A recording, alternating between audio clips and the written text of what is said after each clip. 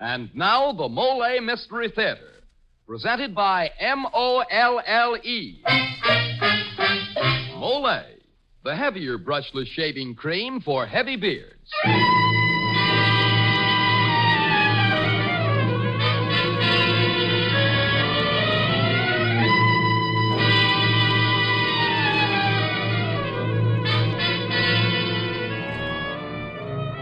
Good evening. This is Geoffrey Barnes, welcoming you to the program that presents the best in detective and mystery fiction. Tonight we have selected for you a masterful story of suspense entitled Red Wine. In Red Wine, we have an unusual thing. It's a mystery story that stood a good chance of being completely lost to mystery fans. It was published more than 15 years ago, and to the best of my knowledge, has never been republished in any mystery anthology. And so it is with great pleasure that we now present L.G. Blockman's Red Wine. It's an extraordinary story, and one that certainly does not deserve to be forgotten. Before you begin your story, Mr. Barnes, here's something it'll pay the men in our audience not to forget. If you have wiry, hard-to-cut whiskers or a tender skin, and you dread the agony of that morning shave, then shave with Molle, the heavier brushless shaving cream. Yes, sir, man. It's smooth. So smooth. It's slick. So slick. It's a smooth, slick shave you get with Molle. Molle, the heavier brushless cream for tender skins. That's right. Molle is a heavier cream. The kind of cream you need if you have a wiry, hard-to-cut beard or a tender skin. Because Molle is heavier, it softens your whiskers, holds them up straighter, and makes them easy to cut. So you shave faster, closer, easier, and you shave painlessly with Molle, the heavier brushless cream for tender skins. Molle. And now here is Geoffrey Barnes with tonight's Molle mystery, Red Wine.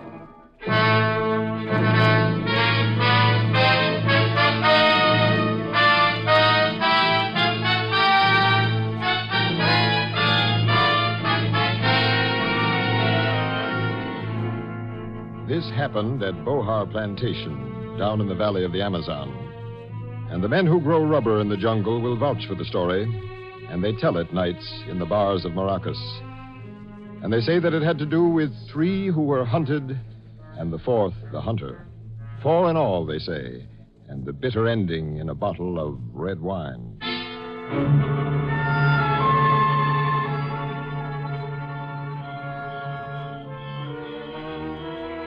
The 4 sit at the table, no sound as the dealer flicks the cards. The lamp shines wearily on the set faces. The dealer's eyes move slowly, watching each man. Joe Best, hard, heavy-lipped, sensual. I open for $2. Dick Hallop, easy, full-muscled, sometimes smiling. I'll bump that 3. William Carr, quiet, quick, handy with a knife. All right along. The dealer's eyes move slowly, watching each man. Inside the stifling room, the never-ceasing smell of coagulating rubber from the mill, of the dull, wet heat of the jungle. Cards, gentlemen? The dealer spoke. Boyd Trasker, the dealer. I'll take 2. Joe Best takes 2 cards. And now the 5th man in the room, Don Hernando Vaca, gets up from his chair in the far corner and comes close to the table. Is permitted to watch, senor? Thank you. Cards, Hallop? 3 cards. Carr? 1 card. Dealer stands pat. Well, Best, you opened. Opener checks the bet. Hallop? Check. Carr? Check. I'll bet $50. I don't all I can stand of this cat and mouse stuff. What do you mean? I mean, Trasker, you're an out-and-out phony. You're not watching the game at all. You're watching us. You heard what I said, Trasker. I heard you, Best. What are you here for, Trasker? Yeah, Trasker. You said you were a stockholder in Bohar Rubber. Bohar's privately owned. There are no stockholders. Somebody was snooping around my bunk this morning. What are you here for, Trasker? Somebody went through my footlocker 2 days ago. I'm warning you, Trasker. You better go back where you came from. We don't like you. Now, gentlemen. We don't like you either, Vaca. Easy, Howard. Easy for what, a native fly cop? So he's Don Hernando Vaca. So he's police chief of Maracas. So what? So we're American citizens, all three of us. What are you here for, Trasker? Maybe we can help you find what you're looking for, Trasker. Maybe you can, Carr. I'm looking for a murderer named Jerome Steek. Jerome Steek. So? Yeah? Jerome Steek, wanted in San Francisco for the murder of his wife, known to have escaped to Brazil. Brazil's a big place, Trasker. Also known to have paddled down the Amazon Valley to Bohar Rubber Plantation. Appearance, of course, will be altered. Dark hair, probably bleached blonde now. I'm blonde, Trasker. See, all three of you are. That is what I told the Senor Trasker when he first came to my office in Maracas. I said, all three men are blonde, senor. I said... Go on, three... Trasker. Jerome Steek is an American. Quite cultured, very well read, connoisseur of wine.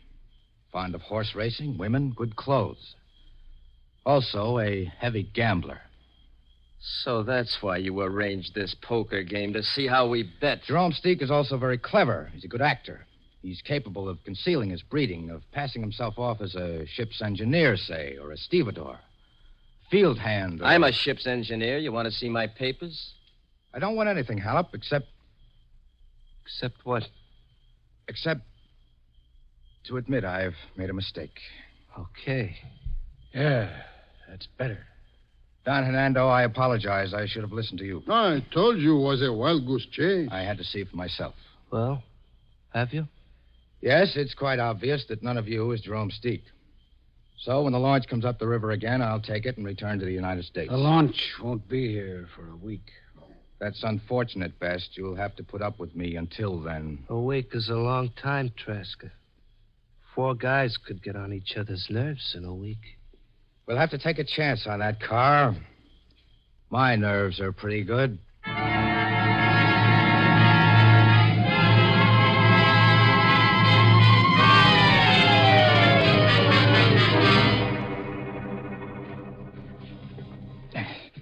This is Joe Best's trunk, all right. Must be something here. But for the love... Oh, Don Hernando, I didn't hear you. Your nerves, Senor Trasker. Don't be foolish. I would not blame you, my friend.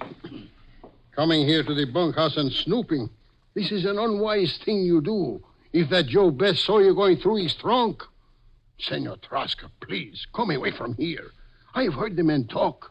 I am responsible for your safety. You're a good guy, Hernando. Relax. Please, I have heard the talk. These are dangerous men. You know what I'm going to do when I get home, Hernando? I'm going to make you an honorary member of the San Francisco Police. Ah. Don Hernando Vaca. San Francisco Police. That is nice. An honorary member for helping us catch Jerome Steek. Steek, Santa Maria. Why you keep mentioning this name? You already said you have made a mistake. That you do not believe any of these men could be... I said that for a reason, Hernando. One of them is Steek. Come here. Now, if you were a field hand on a rubber plantation, would you be reading the poems of Charles Algernon Swinburne? Senor, I do not understand. Maybe I do. What? Senor Best. What's the matter with reading Swinburne, Trasker? Nothing at all, Best. It's just a little unusual. Jerome Steek is the sort of a man who might read love poems. Joe Best wouldn't? He might. And he might not. Now put that book back in my trunk, Trasker. Close the trunk and get out of here before Jerome Steek was known to have a severe temper. Why, you... No, Senor Best. It would not be good to resort to violence. After all, there is a law in Maracas district. I am only its humble instrument, but still... Okay. Put the gun down. But I'm telling you, Trasker, you're poking your nose into trouble.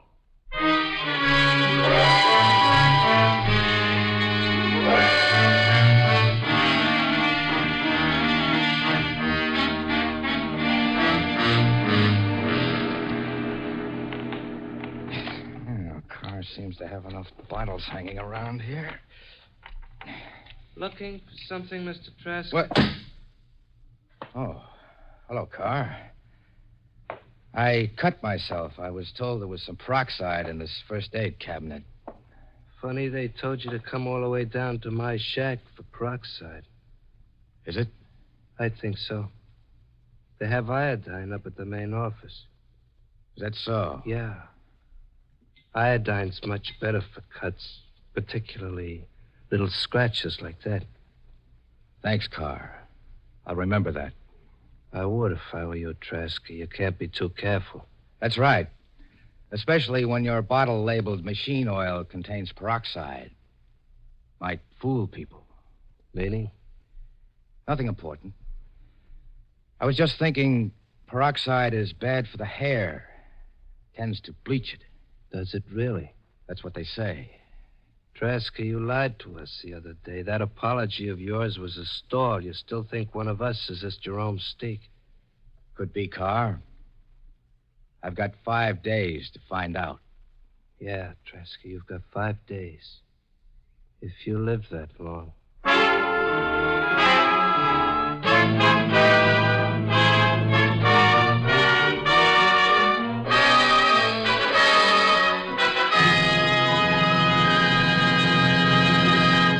As the curtain falls on Act One of our story, it looks as though Boyd Trasker's in for plenty of trouble, and very shortly.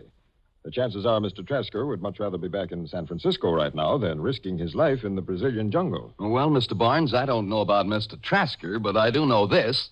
There are a lot of men who'd rather face all the tortures of the worst jungle than go through the punishment of a morning shave. Well, almost. You see, many a man has a wiry, hard-to-cut beard or a tender skin. And shaving can really be painful, and yet it needn't be. Not if they shave with Molle brushless shaving cream, the heavier cream for tender skins. Yes, Molle is a heavier cream, the cream that softens your whiskers, sets them up straighter, and lets your razor sweep right through them. With Molle, you shave faster, closer, easier, and you shave painlessly. Try it and see if you don't say, it's smooth, so smooth. It's slick. So slick. It's a smooth, slick shave you get with M-O-L-L-E. Molle, the heavier brushless cream for tender skins. Molle. And now back to Geoffrey Barnes and Act Two of the Molle mystery, Red Wine.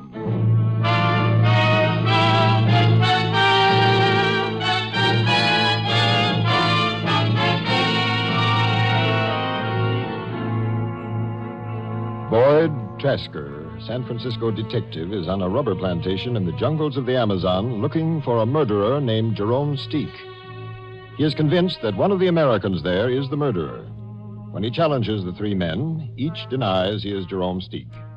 The search becomes a hunt. 1 man hunting, 3 hunted. Joe Best, William Carr, Dick Hallop, the hunted, Boyd Trasker, the hunter. But as the hours of the week slip by, the tension grows tighter. The hostility comes out in the open, and the tables are turned. The hunter becomes the hunted. Then one afternoon, the 4 go off into the jungle to shoot wild pigs.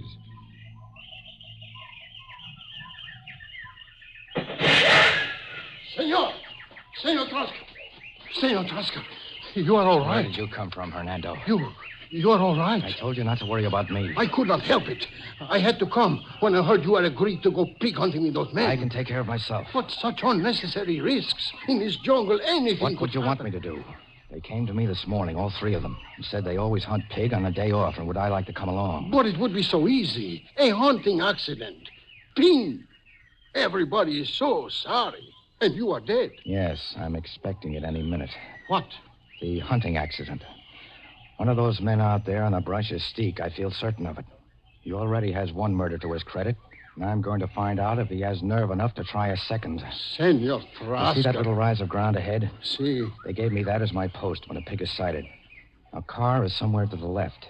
Best is over there to the right by that clump of trees. And Hallop is behind us.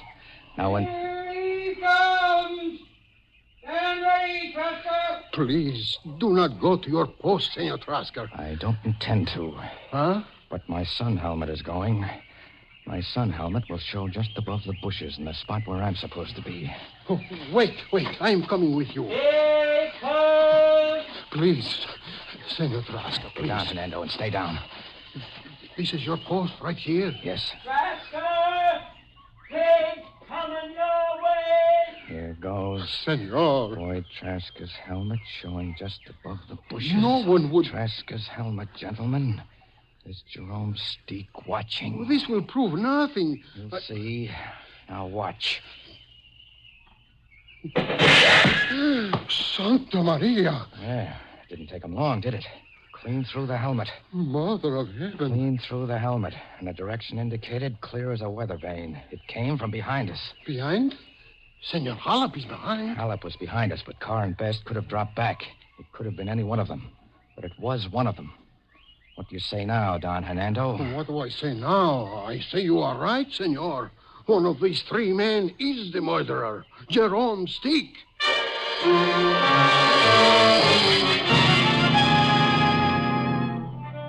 That was the first attempt on Boyd Traska's life. The second attempt involves a Malay man-catcher, that horrible machine that is set off by a concealed wire and plunges spiked bamboo stakes into its victim.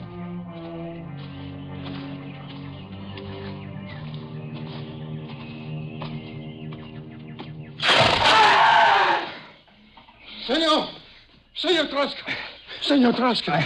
I'm all right, Hernando. Luckily for me, I've traveled in Java. I know the setup of a Malay man-catcher when I see one. My houseboy wasn't so fortunate.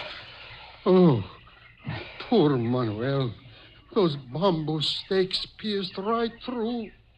But how could a Malay man-catcher suddenly appear outside my shack?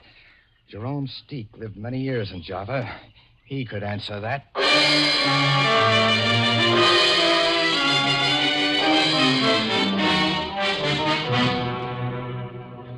That was attempt number 2 on Traska's life. And then that night, attempt number 3. Don Hernando! This way, quick! See, senor. See, what has happened? Mother of heaven. A bushmaster. Yeah, it was curled up between my bed sheets. I got it just in time. If I hadn't been on the lookout for something... The deadliest snake in all the world. Yes. Another quaint device of our friend Jerome Steek.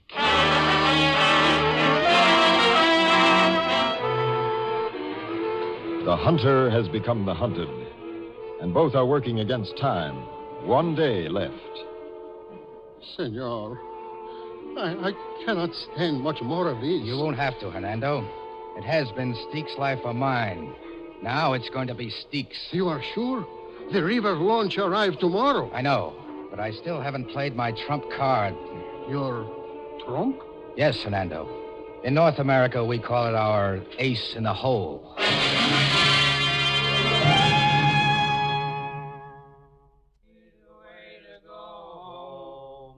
I'm tired and I want to go to bed.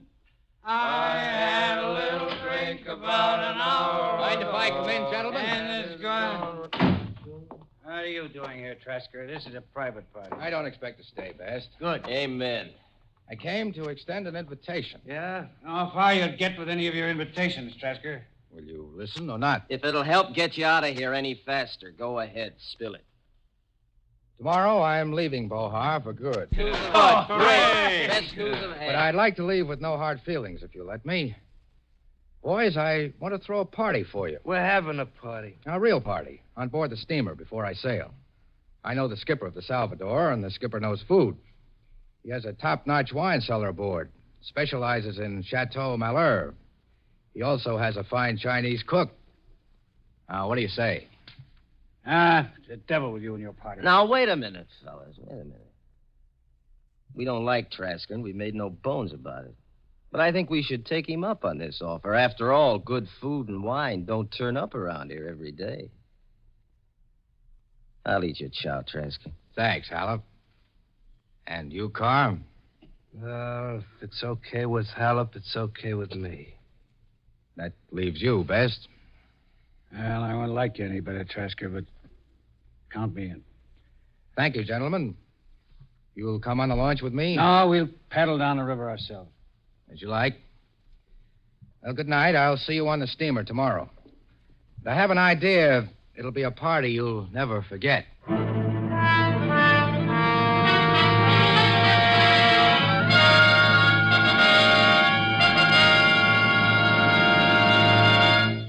This is Geoffrey Barnes again. In just a moment, we'll return you to Act 3 of Red Wine. Don't let specks of dandruff on your coat or collar embarrass you.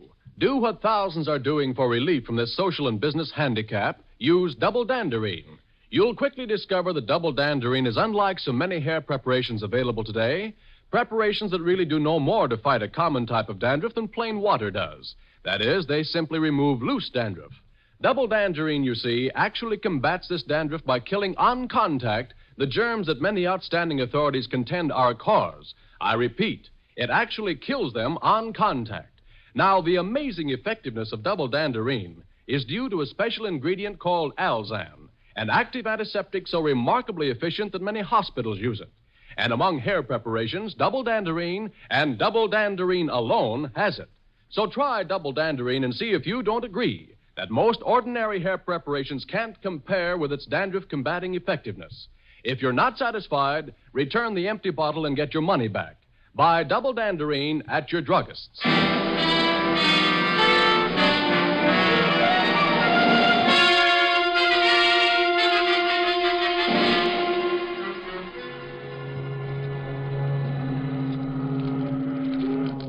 All right, Mr. Tasker. Fried shrimps ready. Mushrooms on toast ready. Everything ready.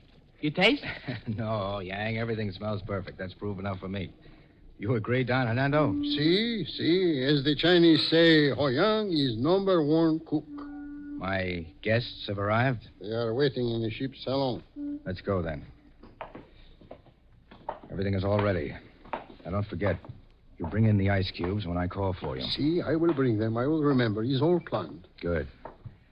Now, Don Hernando, I'm ready for my ace in the hole. Yes? I've told you before, Jerome Steak is a connoisseur of good food and rare wine. Now, this little bottle of Chateau Malheur will be his finish. This little bottle, it will? As surely as he meant his Malay man-catcher to finish me. Now, midway through the dinner, I'll rise and call for silence. Gentlemen, I'll say, in a moment, I'll open this rare vintage wine. I'd be pleased if all of you will join me in a farewell drink.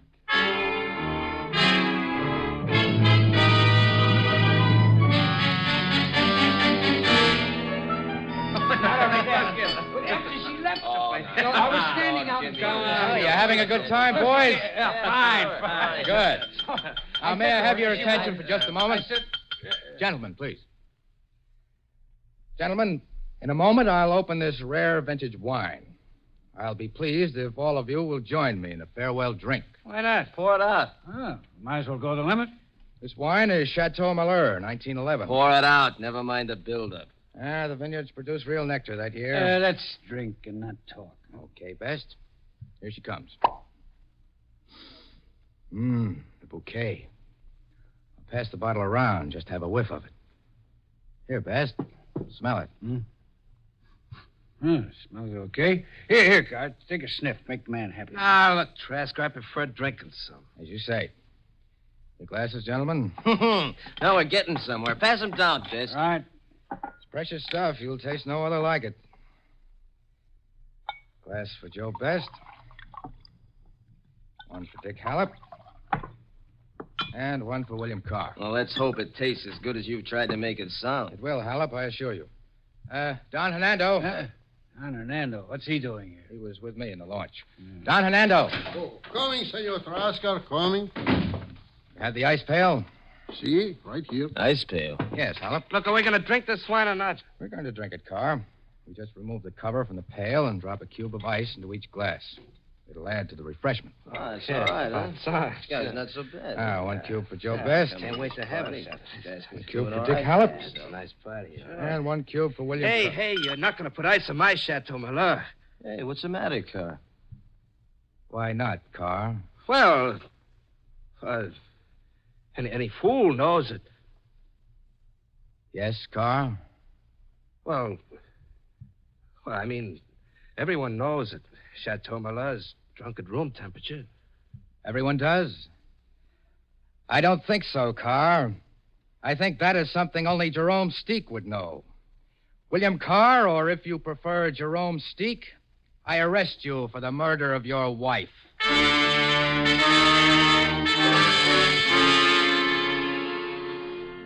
William Carr was arrested, but Joe Best and Dick Hallop are freed. The next morning, Best and Hallop push their canoe into the river and start paddling upstream toward home. Two of you are at liberty to return upriver to Bohar. That pompous fool. Yeah. I just can't get it through my head. Quiet Billy Carr. Who'd have thought it could be our friend, Billy Carr? Yeah. Nice guy all the same. You know, Best, when you come to think of it, that was pretty darn clever, Trasker. He figured only a guy who really knew his liquor would balk at having ice put in his wine. Yeah. He sure enough trapped Bill with those cubes in the Chateau Malure in 1911. Pretty clever, I'd say. Maybe. And maybe not so clever. What do you mean, not so clever? Any wine merchant could tell you, Hallop, there was no Chateau Malure in 1911. It was a bad year. The vineyards didn't bottle. Yes, that's... Hey, Best, wait a minute. Only one man around these parts would know a thing like that. Jerome Steak. That's right. Keep right on paddling, Hallop, and don't turn around. You might be sorry. You're gonna kill me. I suppose so, yes. You're the only man alive who knows I'm Jerome Steak. I can hardly allow you to return to Bohar with that knowledge. I'd be embarrassed. Yeah. You'll be even more embarrassed when you try to shoot that revolver. I emptied the chambers this morning. What? You see, Best, Trask and I have been trying to find you for months. We narrowed it down to you and Carr, but we were stymied from there. We had to hear it from your own mouth. We chose this way, counting on your ego. I wouldn't try anything, Joe. The chambers in this gun are quite well loaded. I see. Shall we be getting back to the Salvador? Trasker will be waiting. I guess so. We can finish the bottle if you like. Finish the bottle? If you like. Okay, Hallop. I always was a sucker for red wine.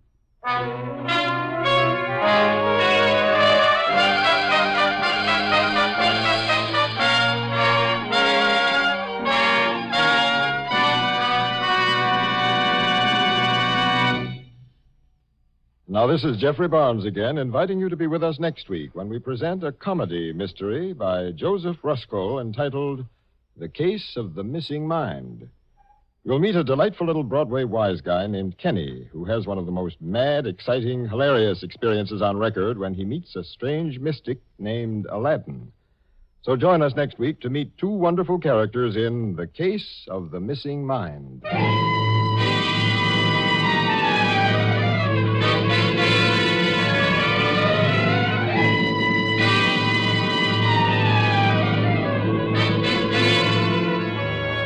The original music for the Molle Mystery Theater is composed and conducted by Alexander Semmler. Red Wine was written by L.G. Blockman and adapted for radio by Louis Pelletier and Jacques Fink. Kenneth Lynch was featured in tonight's program. This is Dan Seymour saying goodnight until next Friday when the Mystery Theater presents The Case of the Missing Mind.